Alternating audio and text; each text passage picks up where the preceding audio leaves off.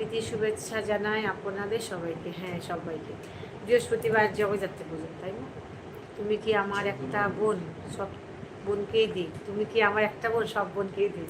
তা হলো না, না, এইভাবে রোজ রোজ দেওয়াটা ঠিক নয়। আমি এটা পছন্দ করি না। কে কি পছন্দ করে আমার সেটা জানা নেই, কিন্তু আমার এটা পছন্দ না।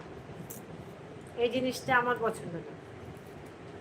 কে কি পছন্দ করে সেটা আমার জানার বিষয় নয়, কিন্তু আমার এই জিনিসটা ভালো লাগে না। গিফট করেছে একদিন ঠিক আছে, প্রতিদিন গিফট করা এটা ভালো লাগে না, দেখতে খুব খারাপ লাগে।